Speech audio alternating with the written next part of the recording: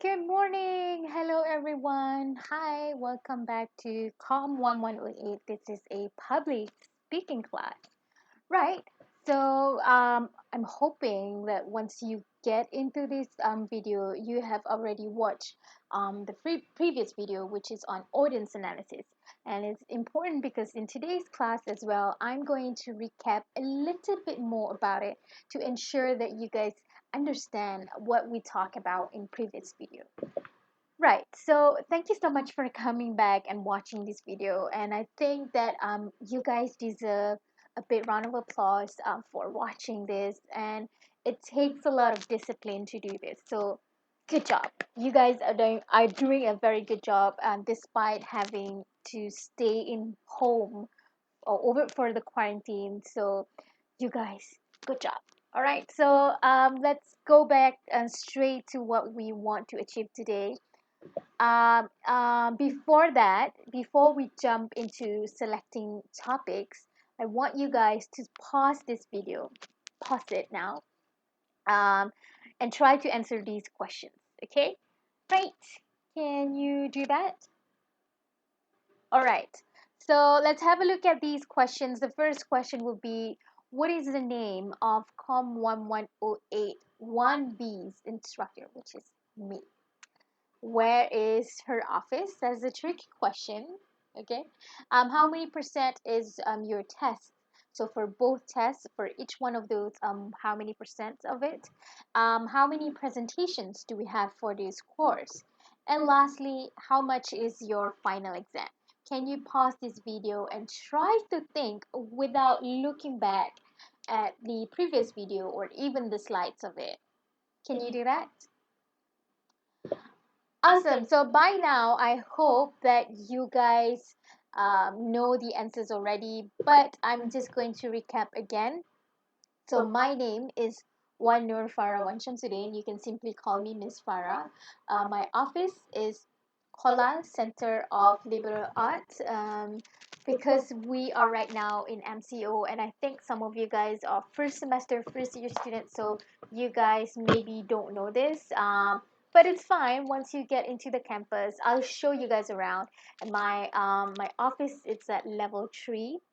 Even if you guys are, even if we're done with this semester, and if you guys see me around the campus, please say hi. All right.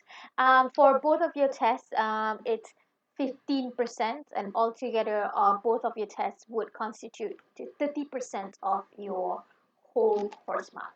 So basically, what are the things that will be tested for your test? Will be these online lectures that we have weekly. So those are the important things that you have to go back and watch again and make sure you understand it before you take your exam, all right? Or test, I mean.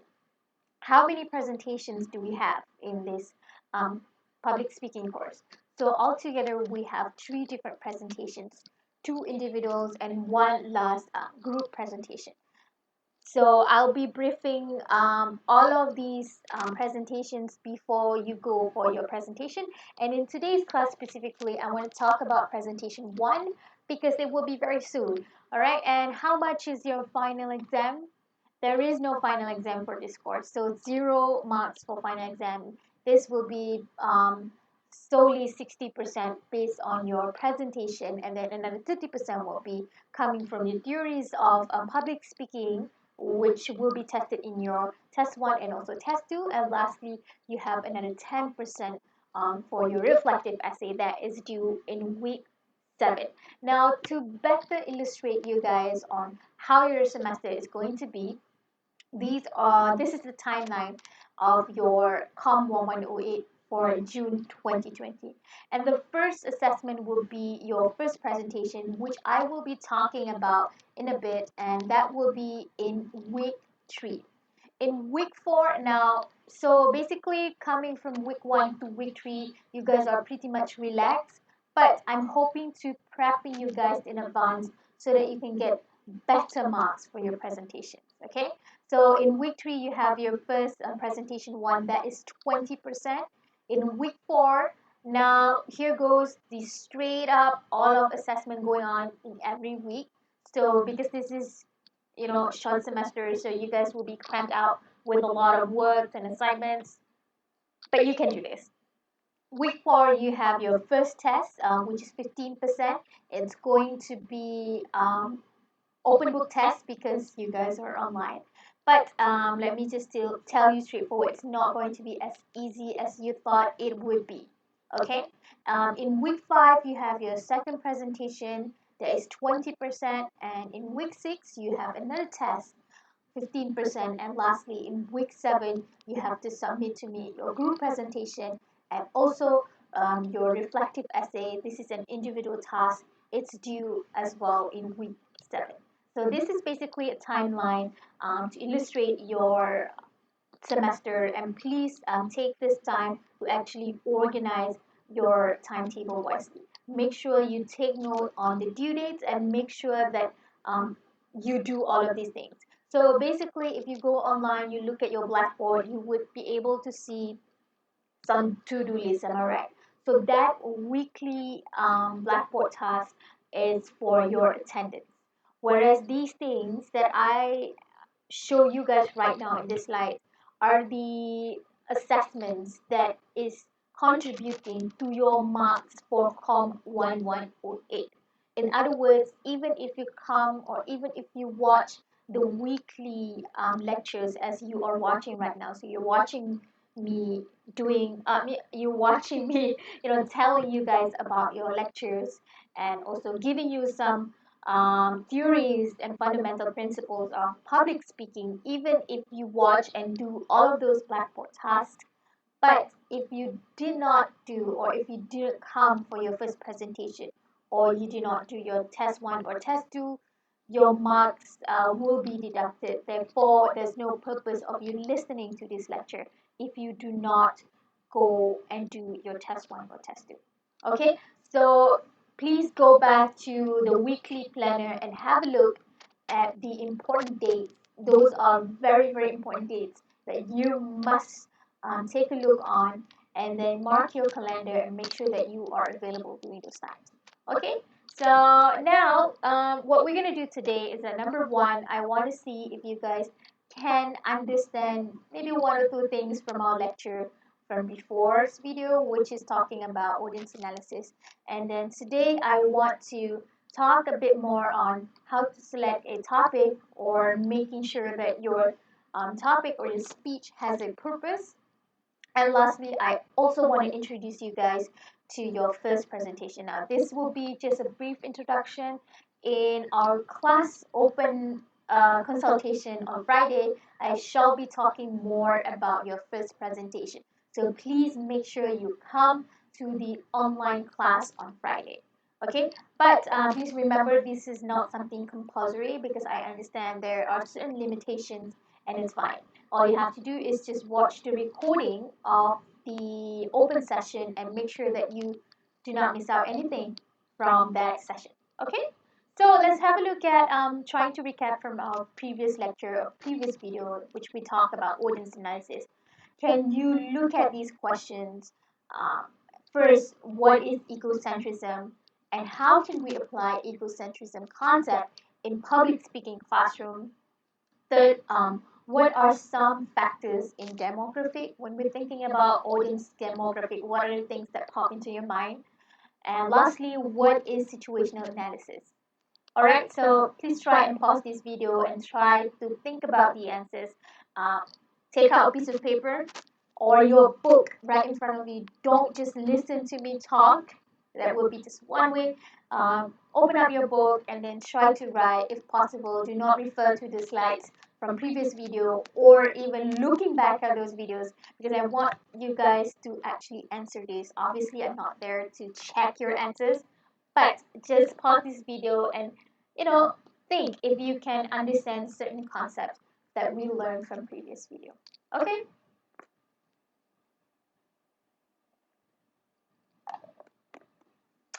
Alright, so I hope by now you did pause your video, and then let's try and discuss some concepts that we learned in audience analysis. Sorry. So when we learned about audience analysis in previous video, we talked about this one particular concept of psychology called egocentrism. What is egocentrism? Egocentrism is basically a concept where we, as a human being, have the tendency of being concerned of our own values, beliefs, well-being, what we think is correct, what we identify ourselves as, above anything else. So what makes me me is making me thinking about myself all the time. So it's basically simply just a very natural way of human being, if you can say it. So if you remember, in previous video, I used the example of finding your face in a group photo. That is an example of egocentrism, and it's perfectly normal. It's fine. You don't have to look at anybody else's picture because at the end of the day, you are concerned about yourself, and it's perfectly normal. That is a very interesting concept that we can apply in a public speaking setting as well. And how do we apply this concept in public speaking is by thinking that the people who are listening to you when you're doing a speech, who are your listeners, basically, they will judge every single thing that you said by comparing to what they know in their mind. Okay, so based on what they believe and based on what they know as a person, they will be um, actually listening and judging you based on what they have known in their head. Okay, so your job as a speaker is basically relating back your message to your listener and making sure that they care about what you said. So how do we do that is by establishing a common ground. Try to make that you and the listeners have a certain similarities and they should care about this topic as well. And this topic is not necessarily just important for you, but it's also important for them as a human being. And your job is to identify a certain factors like situational analysis, demographic analysis. Those are important things that you have to consider before doing your speech in front of your audience. Okay? So some of the demographic audience analysis that we discussed about in previous videos are we have gender, we have age, we have sexual orientations, we have racial, ethnic, and cultural background, we have religion, we have group membership. Not only that, we also have socio-economic group. So what are socio-economic group? It's basically talking about your salary, your income, your educational level. Those are the things that are very, very important because if you're talking to a group of professional workers like doctors and maybe accountants, they would have different opinions and different mentality as compared to if you go and talk about a topic to a group of mati or bati, like a very elderly or older people who might not have a certain level of education. So the perception that they would have and the acceptance that they would have on your topic would actually differ as well. Okay, so these are very, very important factors that you have to think about when doing your presentation. And think about these demographic analysis as well when you want to do your first presentation. Who are your audience? Obviously, your friends. So, what are you going to do with your friends? Think about who are these people. Do they come from the same program as you? Would they be interested in your topic? Think about their age, think about their gender, think about their mentality, think about, what are things they perhaps would like. Okay, but most importantly, when you think about demographic audience analysis, do not go overboard. Sorry, do not go overboard up until you are risking yourself committing to stereotyping. Stereotyping is basically that, you assume that all Asians are crazy drivers. Okay, so you have that stereotype of what people believe that everybody in that type of group would eventually have the same outcome. So maybe not all Asians love math. I don't like math. I'm an Asian. What? So those are the things that you have to consider, and there is a very delicate balance between understanding your audience from the perspective of thinking about their demographic and as well as you know thinking that and stereotyping that everybody in that same group of people would eventually have the same understanding, if you can say it. Okay, so I cannot really pinpoint like which one is which, but there needs to be a balance between both things. All right. Let's talk about situational audience analysis. When talk about situational audience analysis, it's basically talking about the size of the audience, the physical setting. Um, we also talk about mobility and also time. On top of that, when we talk about disposition, we think about disposition of the audience, what they think about the topic, what they think about you as a speaker. Do they convince when you talk, when you present on a topic, do you think that they will like it with the presence that you have as a speaker? Would it be delicate, a very delicate topic for you as a speaker to carry or even to present in front of the audience? And lastly, they would eventually, audience would have a certain disposition towards the occasion. Now, in certain occasion, they would have a certain expectations. For example, the example that I gave you guys was the graduation, am I right? So in graduation, valedictorian speech, they have a certain expectation of you talking. And if you, talk about something else, they will judge you guys on that. So those are the things that we discussed about in previous videos. Right now, firstly, I want to introduce you guys to your first presentation. So your first presentation will be done in week 3, and it's going to be very soon because this is already week 1. I know that this is just week 1, but you guys have to be very, very agile and really involved in this short semester. And it's quite a challenge because it's 100% online. But I will try my best to accommodate to your learning. If you feel like you wanna, have a consultation with me and discuss with me about your topic, you want to show me your slides, you want to show me your presentation, you want to show me a few skills that you feel like you think that will, you just want to have like a discussion about your preparation for your first presentation, please go ahead and just email me, shoot an email, and then asking for a consultation. Okay, so before that, let me just talk about what are the things that I'm expecting you guys to do for your first presentation. Basically, for the first presentation, because it's just the first one, I'm just going to make it easy for you guys by letting you guys choose the topic. So it's basically going to be about literally anything. So it could be any single thing that you thought you think about, um, any like literally anything. But please make sure that that presentation should not touch on very delicate and very sensitive issues like religion, race, politics, and sex. So the duration of speech should be between 1 to 3 minutes. And the details of the presentation, I will be giving you guys the evaluation form so that you guys can see what are the things that I will mark on. And I'll be talking more about rubrics and also marking for your first presentation in our class on Friday. Okay? So, the reason why I'm discussing or introducing to you guys about your first presentation, because in today's topic, which is on selecting a topic and a purpose for your speech, would be very, very, very important and would be very, very applicable for your first presentation. Okay, so I want you guys to be listening to this video and thinking about how you want to do your first presentation because it's very crucial. All right. So at the end of today's class video, I hope that you would be able to identify what could be some potential suitable topics that you want to use for your first presentation, or even in future if you need to do certain presentations, and you can think about how to choose a good topic.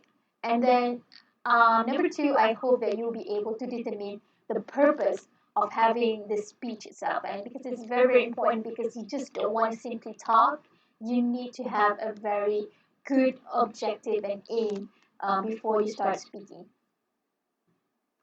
When we talk about trying to select a topic, literally, as I said, you can basically choose any type of topic that you want. So but when you have the freedom and sky is the limit, basically thinking about what can you talk about, it can be slightly overwhelming as well, right? When I told you guys you can literally talk about anything for your first presentation, then you go blank because literally nothing is stopping you talking about anything. But when thinking about a good topic, there's always the rule of thumb of having these two things. First one, think about the stuff that you already know about. Basically, it means that you guys are an expert in this area. Now, maybe you guys are a YouTuber, for example, or even if you guys are Instagram famous and or an influencer, and you feel like you have a platform, and those are the things that you really know about, and you want to share with your friends some tips on uploading Instagram photos or how to get more followers on Instagram, basically, and all those things.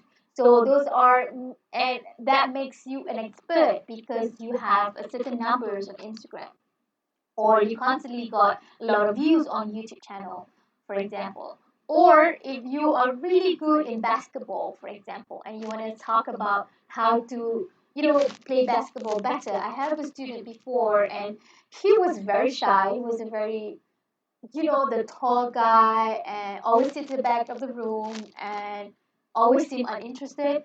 When he did his first presentation, he was very shy and reluctant, and he did not know what topic that he should choose. So I basically asked him to write in a single piece of paper what are his hobbies, what what did he enjoy doing his leisure time. So he wrote down there basketball.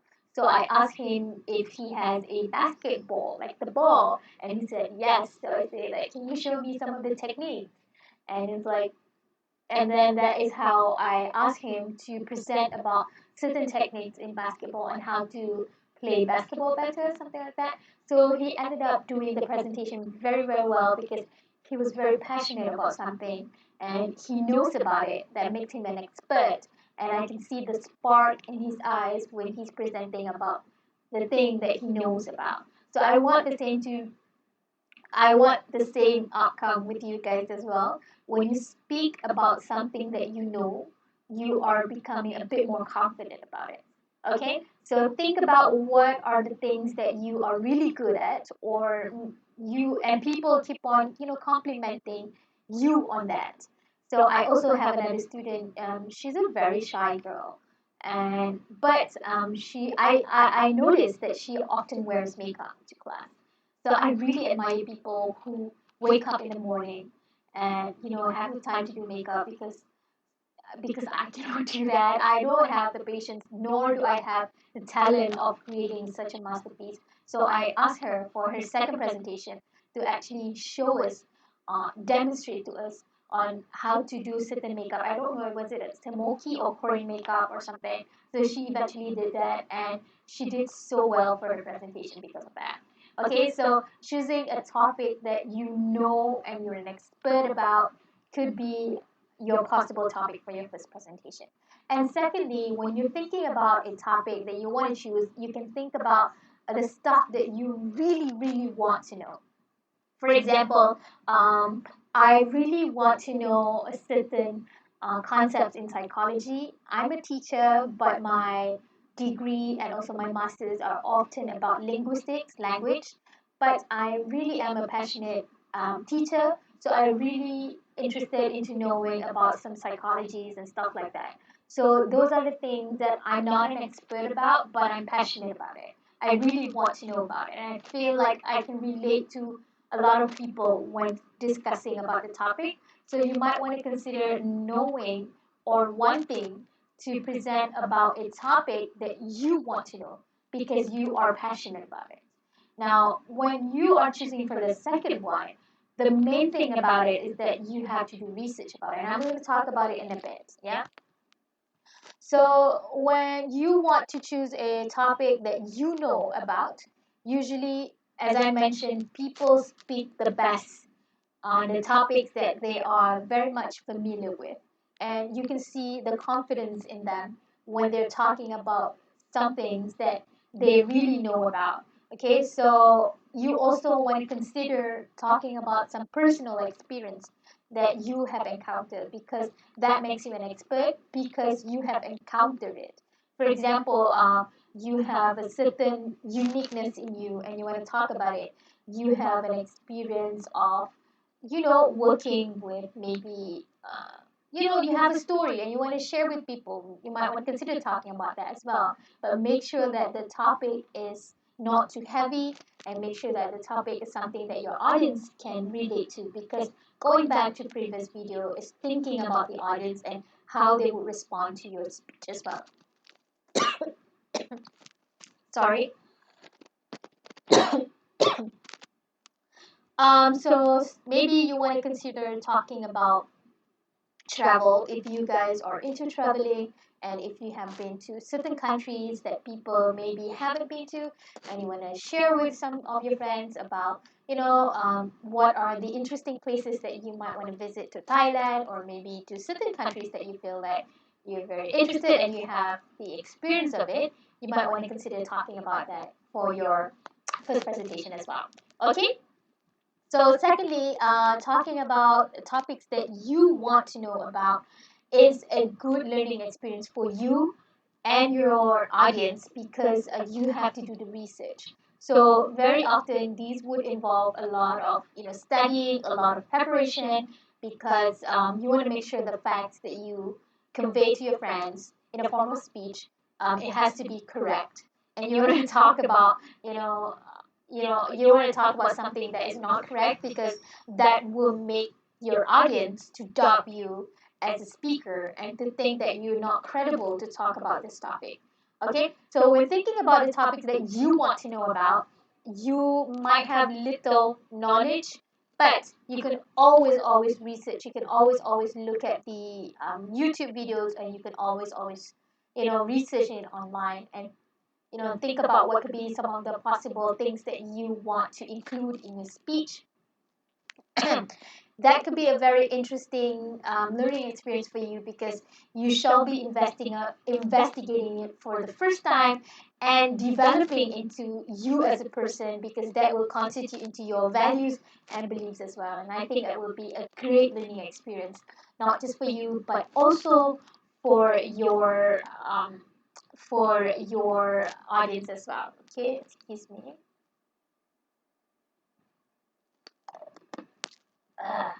All right. So, most importantly, however, whatever kind of topic that you have chosen, please make sure that the topic that you chose is something that you're very passionate about. As I mentioned, when somebody who's very passionate about something, you can see the spark in their eyes, and you can see that they're more likely to become more confident. They're becoming more themselves, because it's something that is about them, something that they like. All right, just a reminder. So I want to also introduce you guys to certain techniques in brainstorming, because some people might be stuck and not knowing what kind of topic that they should choose. So I'm going to share with you guys some brainstorming techniques that you can do if you want to choose a topic. All right. So some of the techniques for brainstorming could be personal inventory, could be clustering, could be reference search, and lastly, it could be internet search. That's our favorite, right? So for personal inventory, basically, it will be based on you. So you just basically take a piece of paper. This is basically almost the same technique that I use for my student who I told you about, the basketball guy. So take a piece of paper, make a quick list on your experience, what makes you unique. If you have been to certain countries and you feel like it's interesting, jot it down and think about those things. Think about your interests, think about your hobby, think about the skills that you have. Maybe you can play the piano, you can play the guitar, and you feel like it's a good learning experience for your friends, and you want to share with them certain things. And also it could be your own belief. So you might want to jot it down, think about these could one of these lists, one of the things that in your list could be your possible next topic for your presentation one or even presentation two. So keep your personal inventory, so that you can go back and think about, oh, I can do this. Yeah. All right. So after you're done with your list, one of the good way is actually to share with your friend and ask your friends if they would be interested into listening to this topic, because your friends could be your audience, and they would have similar demographic as your audience, which should be your classmates, and think about, ask them what could be your reaction, what could be your disposition on the topic that I'm going to do. What do you think that I could improve on if I want to talk about this? Okay, so it's always good to go back and refer to your friend, because your friend will be the person who's actually listening to you when you talk. Number two is clustering. Clustering is also almost similar to the one before, but it's a bit more organized in a way that we have a certain category of it. So we try to take a piece of paper and divide it into 9 different columns. So these columns are these things would be, these categories would be people, places, things, events, processes, concepts, natural phenomena, problems, plans, or policies. Okay, so for the first technique just now, personal inventory, it's much more focusing on you, what you have experienced firsthand. But when it comes to clustering, it could be literally anything. It could be something that you haven't even experienced it. And so for each one of these category, all you have to do is just think about, 3 to 5 things that pop into your mind when you think about people. For example, when you think about people, the first thing that you thought about was Donald Trump, for example, or maybe you want to talk about an idol that you really like, or maybe places you want to think about. You want to think about Rome or Italy, for example, or maybe some events you want to think about coronavirus, and you think that it's a good idea for you to talk about. So these are could be your possible potential topics for your first presentation or even the second one. So this is also a good way for you to do or to brainstorm your ideas for your presentation. Now, the third one is a bit more complicated. This is something that we call clustering. Clustering is basically trying to associate things with a more advanced level, I guess. So basically, choose a few that stands out from the topic. Oh, sorry. That was reference search. I'm so sorry. So clustering is basically a continuation for just now. Okay, so once you're done with listing, I'm so sorry. So for the second, once you're done into listing the 3 to 5 things from the categories that we have, the 9 categories that we have. Now, next up is for you, is for you to choose the ones that you feel that is the most stand out in a way that you feel like your audience want to listen to. Next, okay, here comes the complicated part when you want to go from that topic, because that it could be very very general, and then try to make it a bit more narrow down into a more specific one. So for example, just now when we think about events, you want to think about coronavirus, for instance. So from coronavirus you think about uh, the next word you can associate with it is virus, or maybe some vaccines. From that, you want to think about, what are the countries involved, for example. So basically, it's just a free way of you associating and thinking from one word to another. That is why I feel like it's a bit complicated, because coming from one very general idea, you want to develop it into a bit more and more specific topic. From coronavirus, you want to think about vaccines. You want to think about, suddenly from the vaccines, you want to think about how many money that the government is contributing into, developing the vaccine. And moving on, what are the policies of the government? So basically, just basically going round and round, trying to associate one sort of like general topic into a bit more specific, and at the end of somewhere at the end of it, sometimes there could be um, 2, could be 5 processes, association that you would have. And lastly, hopefully at the end of that, you would have like a very very specific topic. Here, let me show you an example. Here we have television. And then you go into movies. When you think about television, you think about movies. When you think about movies, you think about Academy Awards. When you think about Academy Awards, you think about prizes. When you think about prizes, you suddenly think about lotteries, and then suddenly you think about gambling.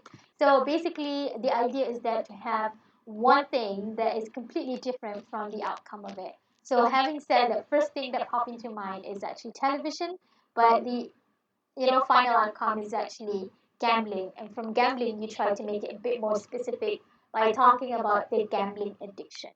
Okay, but I don't know if gambling addiction is a good topic for your first presentation because your audience or your friends. I'm pretty sure you guys don't gamble, right? Okay, so another way of doing brainstorming is reference search. Reference search is basically so easy, but you need to go to the library. Whenever I have face-to-face class for this particular topic, I would do it in the interactive room in the library so that I can have my students to go and find some books, or even go to uh, find a dictionary or encyclopedia to actually go and find a topic that could be eye-opening to them. Sometimes those topics you don't really know about, but when you look at the meanings and you feel like it's quite interesting. So that is reference search. Basically, one of the good ways is actually having a dictionary. I don't have dictionary with me because obviously you just use dictionary on your phone, am I right? So basically, you go into your um, dictionary. Hopefully, this is an electronic dictionary, and then click or uh, think about an alphabet that pops into your mind. For example, B here, and then scroll down or have a look at what are the words starts with the word B. So some of these words could be something that is completely new to you, but you really want to know about it and you're very interested to know about it. Okay, so those are the things that you can consider doing before actually finalizing your topic. Lastly, we have our favorite, which is internet search. So internet search is basically Googling and trying to go for Wikipedia, or now we have the TED Talk. So that's the beauty of it. You have a lot of YouTubers, you have a lot of people who go out there and basically prepare some content that might be interesting to you, and you want to consider looking and learning from that. I have had students who did a presentation on serial killers, which I found was very interesting. And then when I asked him, how did you eventually get into this topic, because I feel like it's very interesting, and he said he watched a Netflix documentary, Ted Bundy, on it. So it's very interesting into how people can eventually, basically going back to sky's the limit. You can Google anything, you can search anything online, and that is beautiful. All right, so those are the brainstorming techniques that you might want to consider doing if you haven't had your ideas or your topics already. And those are, to me, the brainstorming techniques are very, very useful if you do not know what topic that you want to do. Okay, now before we go into general and specific purpose, let me sip some drink.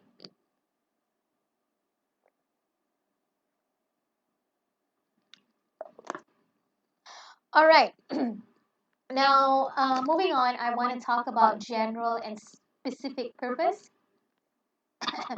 So basically, there are only two um, broad goals into doing your speech, and this is in particular important for your second presentation because you want to inform or you want to persuade people. So basically, in this particular, only in this course COM1108, we have two broad goals for your general purpose. It could be either you want to inform your audience or you want to persuade your audience. When you're trying to inform your audience, basically you will act as the teacher or the provider for the knowledge. You would try to enhance their knowledge or understanding on certain concepts or certain ideas. Whereas when you try to persuade, you would act like a lawyer, like an advocate, and you try to win over your audience by asking them to believe into something and you have a certain stand for it.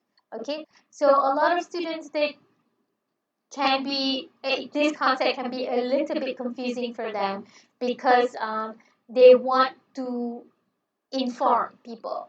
Sorry, they want to persuade people. They told me in their presentation, they say that they want to persuade people. But when I watch their presentation, it's basically just informing.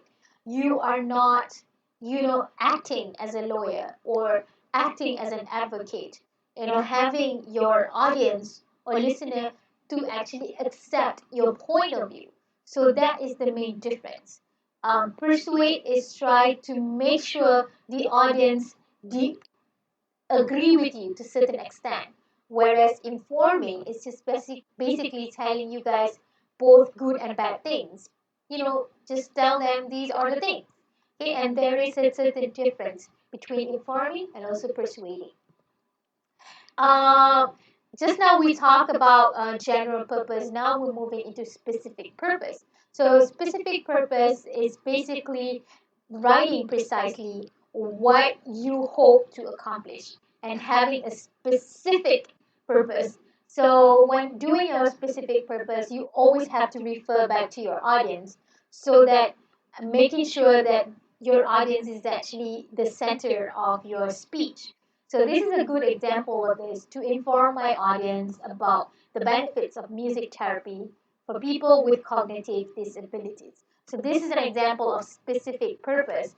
Uh, this is basically an example of how to generate this. The topic that you want to do, for example, so this topic is something that you got from your brainstorming process.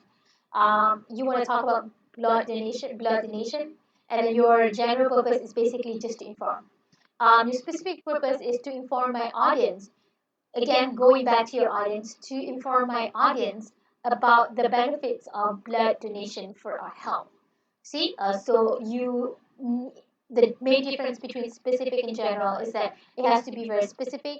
You have to center your speech into your audience. So go back to inform my audience about the benefits of blood donation. This is an example, another example. Again, the topic would be blood donation, and then the purpose of it now is actually to persuade. Now, the specific purpose to persuade my audience to donate blood at least once a year. So, if you can see, there is already a slight difference between having to persuade people to donate blood and also having to inform your audience the benefits of blood donation. Because if you just basically informing, you're not asking them to donate their blood. Okay, so there is a fine difference, a gray area between informing and also persuading. This is also another example of gambling addiction as a topic. So the purpose is to inform my audience. The specific purpose is informing my audience about the consequence of gambling. But here, when I'm trying to persuade my audience to refrain, to curb, to control from gambling completely. All right, so some of the tips when you are doing this, try to write a full infinitive to phrase, not a fragment. For example, to inform my audience about four major kinds of calendars used today, not just something very one word like calendars. Try to write the purpose as a statement rather than a question. Do not write something like, what is Harigawai? But rather, try to make it in the form of statement. For example, to inform my audience about history of Harigawai. Okay, try to avoid figurative language, something that is really ambiguous, vague, to persuade my audience that the campus parking really sucks. When you mean sucks, what does it mean by the word sucks? Okay, to persuade my audience that the campus parking should be increased. So you have to change certain words in order to make sure that it's not ambiguous, it's not vague. Try to limit your purpose into one distinct idea, not two of unrelated ones. So basically, the idea is to make sure that you use your time completely and utilize your time completely in order to make sure that your main purpose is to have only one single thing so that you don't think about a lot of things. So for example, to persuade my audience to become literacy tutors, or to persuade my audience to donate time to specific Olympics, rather than have two separate things, to persuade my audience to become literacy tutors and also to donate time to specific Olympics. So you need to choose between these two. All right, another tip is actually to make sure that your purpose is not vague, as I mentioned. So, to persuade my audience, something should be done about medical care. What is it that you want it to be done? For example, try to persuade my audience that the government should provide national health insurance for all people. Okay, so these are some examples that you can actually use, and I'm going to touch about this once again in your Friday's class. So make sure that try to prepare and think about your first top possible topics for your first presentation, and think about what are the general purpose of your speech, and also what could be some of the specific purpose of your speech for your first presentation. Now, some of the questions that you might want to ask yourself when thinking about specific purpose. Number one, does your purpose would eventually meet the assignment? Now, for your first presentation, basically it's a free topic, so you are safe from this. Second thing that you have to ask yourself, can I accomplish my purpose in the designation, in the allocated time? Okay, think about do you have enough time to talk about these things? Number three, is the purpose relevant to my audience? Think about the demographic. Think about, would they have the same belief? Would they have the same opinion and values when you think about it? Because you need to establish the common ground. Think about if the purpose is to least important for your audience. Maybe they couldn't care less, like the gambling addiction. Do you think that your audience is gambling? Do you think that topic is something that you feel your audience can relate to? And lastly, think about, is the purpose too technical for your audience? So if the language, like I have had students who want to talk about camera, different types of camera, and I understand that he was very passionate about different types of camera. He want to talk about resolution. He want to talk about different lenses. I think that that is great. He was very passionate about it. But does your audience, everybody in general, want to listen to it? Maybe you want to limit to certain, um, you know, phone camera maybe. So those are the things that you might want to think about when you decide on your topic. So let's have a look at now. This is just basically a discussion. So I have here three different specific purposes statements. So please have a look at these three things. Pause this video and think about why these are not good specific purposes. Can you pause this video and just write down some notes? Think about what could be some problems in these three statements. Can you do that? Mhm. So for the first one, informing our audience on how to sign up for Facebook. The problem is that it's too easy. Most people nowadays, like even my mom, my dad, my parents, they can easily sign up for Facebook. So basically, the topic that you chose, signing up, informing my audience on how to sign up for Facebook, is actually too trivial. Okay, maybe you want to talk about steps to protect their privacy on Facebook, because that is something maybe some people are not aware of. So you want to choose a topic that is up to their level as well. Number two, what is an individual retirement account? So the problem with this statement is that firstly, it's not a statement, it's a question. Okay, so you should rephrase and change the structure into to inform my audience about the benefits of an individual retirement account. Okay, that could be it. Lastly, we have this to inform my audience about Vietnam. The problem with this statement is that it's too general. It's not specific enough. So you might want to narrow down your topic a bit and saying that to inform my audience about the food culture in Vietnam. Oh my God, coffee there, man. It's good. Okay. So when thinking about when thinking about your topic, don't make it too general. Narrow it down so that it's easier for you to think about your points as well. All right. Now, just now I talk about narrow down your idea because that would help into your points. Am I right? Now we're moving into central ideas. Central idea is basically only one single sentence that basically summarizes or sums up the major ideas or the points that you will be saying or you will be talking in your speech. So it's a concise statement about what you want to talk about in your speech. If you were to imagine it in a form of a writing, this is something that we call a C statement. Okay, so it's basically the main idea or what you want your audience to remember when you finish talking. So basically, normally in a speech, you would have up until 2 to 3 main points that you need to talk about, and those 2 to 3 points have to be summarized into one single statement to make it as your central idea. So let's have a look at an example here. We have the topic talking about Hari Gawai or Harvest Festival in English.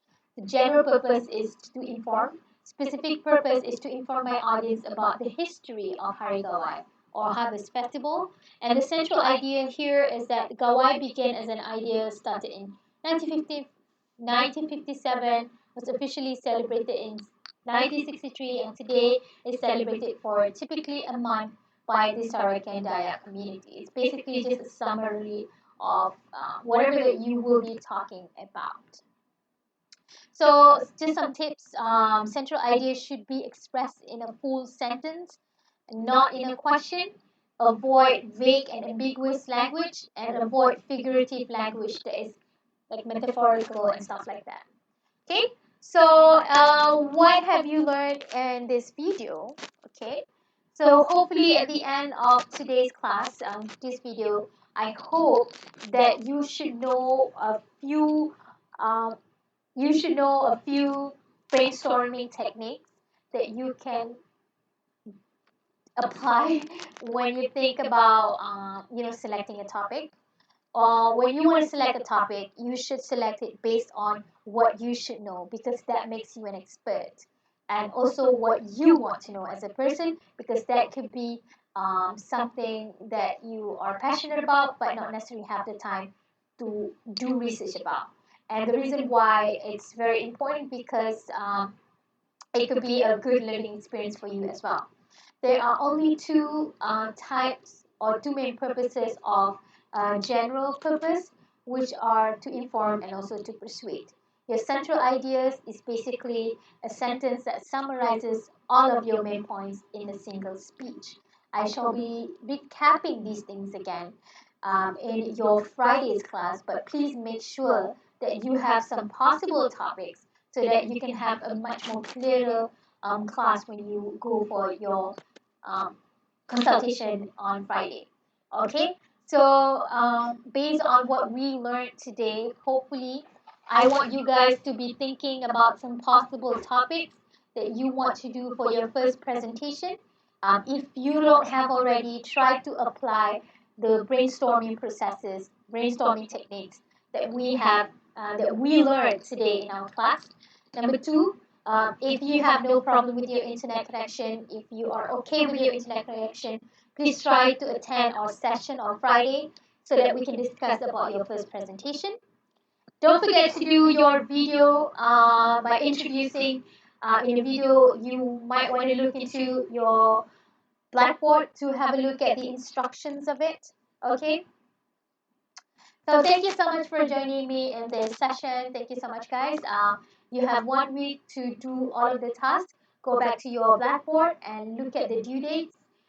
If you can, please come and join our session on Friday because I think that would be very, very, very beneficial for you. Okay. Thank you so much, guys. Bye.